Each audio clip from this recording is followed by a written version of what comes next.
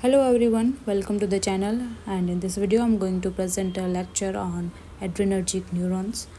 Adrenergic neurons को जो है हम सिंपैथेटिक न्यूरॉन्स भी कह सकते हैं।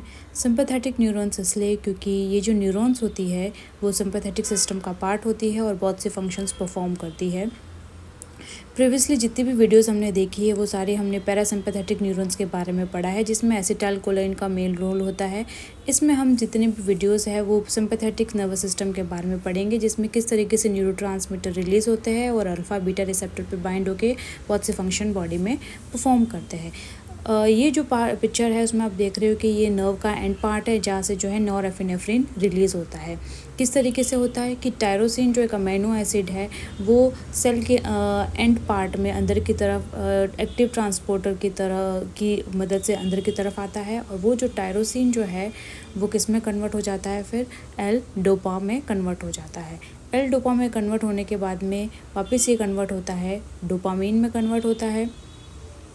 डोपामीन में कन्वर्ट होने के बाद में ये जो है सिनेप्टिक वेसिकल जो आप देख सकते हो उसके अंदर वापस एक्टिव ट्रांसपोर्टर के थ्रू जो है ये अंदर की तरफ मूव होता है, दैट इज़ सिनेप्टिक वेसिकल्स। यहाँ पे डोपामीन जो है वापस कन्वर्ट होता है नॉरएपिनेफ्रिन, जहाँ पे नॉरएपिनेफ्रिन का फॉर्मेशन हो जाता है।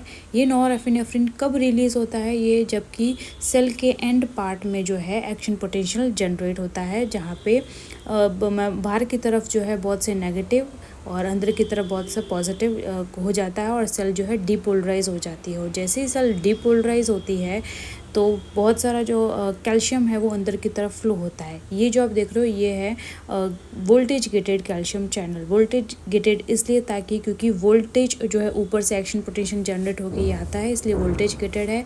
ये कैल्शियम की वजह से क्या होता है, नॉरएपिनेफ्रिन का रिलीज़ होता है। ये जो सेल मेम्ब्रेन है सिनेप्टिक वेसिकल की वो फ्यूज़ हो जाती है किस प्रोसेस से, एक्सोसाइटोसिस प्रोसेस से, और नॉरएपिनेफ्रिन जो है सिनेप्टिक क्लेफ्ट में जो है रिलीज़ हो जाता है।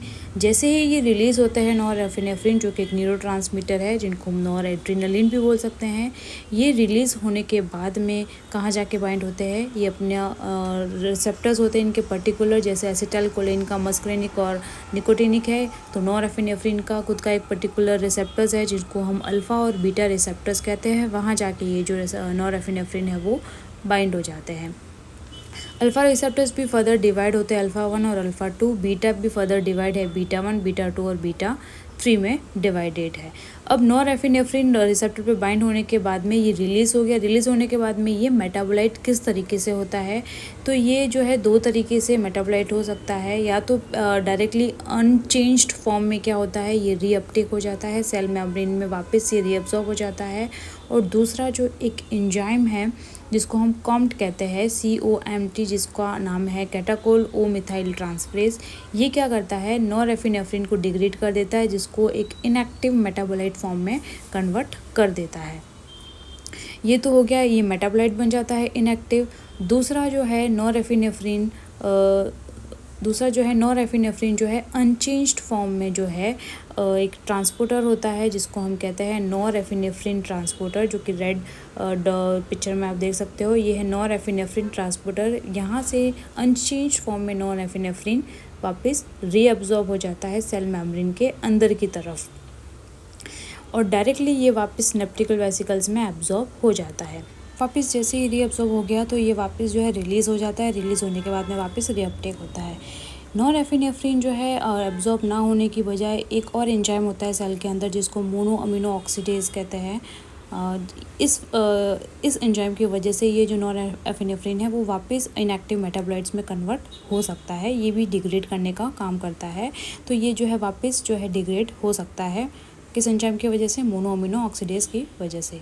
तो ये हमने देखा कि किस तरीके से जो है नॉरएपिनेफ्रिन ऊपर टायरोसिन से जो है किस तरीके से फॉर्म हुआ, सिंथेसिस हुआ, सिंथेसिस होने के बाद में किस तरीके से रिलीज़ हुआ, रिलीज़ होने के बाद में अल्फ़ा बीटा रिसेप्टर पे बाइंड हुआ और जो है डिग्रेड हो गया। अब देखते हैं कि सेम नॉरएपिनेफ्रिन जैसा ही एक और मॉलिक्यूल होता है जिसको हम कहते हैं एपिनेफ्रिन या फिर एड्रेनालिन कहते हैं।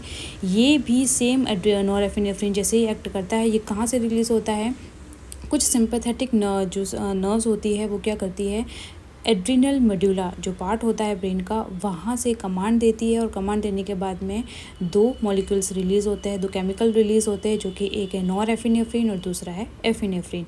नॉरएपिनेफ्रिन एड्रिनल मेडुला से 20% फॉर्म में ही रिलीज़ होता है और एपिनेफ्रिन जो कि एड्रिनलिन भी बोल सकते हैं वो 80% रिलीज़ होता है। नॉरएपिनेफ्रिन जो है सेल के एंड पार्ट में भी रिलीज़ होता है और एड्रिनल मेडुला से भी रिलीज़ होता है। दोनों का स्ट्रक्चर सेम होता है। आप स्ट्रक्चर में देख सकते हो, दोनों को कैटाकोलामीन कहते हैं। कैटाकोलामीन इसलिए कहते हैं क्योंकि दोनों में सिमिलर रिंग होती है, कैटाकोल रिंग जो कि कैटाकोल कहते हैं, दोनों में सिमिलर रिंग होती है और दोनों का सिमिलर होने की वजह से इनका एक्शन भी है वो भी सिमिलर होता है। जब भी ये रिसेप्टर पे जाके बाइंड होते हैं तो दोनों का एक्शन भी सेम प्रोड्यूस होता है। तो आप पिक्चर में देख सकते हो, दोनों में सिर्फ जो है एक हल्के से CH3 ग्रुप जो है उसमें चेंज है, बाकी इनका जो स्ट्रक्चर है वो एज इट इज़ सिमिलर है, तो इसलिए इनको हम कैटाकोलामीन भी कहते हैं। ये जैसे ही रिलीज़ होते हैं तो ये ब्लड में आ जाते हैं और ब्लड में आने के बाद में पर्टिकुलर जिस ऑर्गन पे ये रिसेप्टर प्रेजेंट होते हैं वहाँ जाके ये बाइंड हो जाते हैं। तो नॉरएपिनेफ्रिन दो जगह से रिलीज़ हुआ, एक तो एड्रिनल मेडुला से और एक सिंपैथेटिक न्यूरॉन के एंड पार्ट से भी। ठीक है, इस पूरे वीडियो में हमने क्या देखा, किस तरीके से नॉरएपिनेफ्रिन रिलीज़ हुआ, डिग्रेड हुआ, बाइंड हुआ और कौन कौन से रिसेप्टर्स इस पर प्रेजेंट होते हैं। नेक्स्ट वीडियो में हम देखेंगे इनके रिसेप्टर्स के बारे में डिटेल में। Thank you.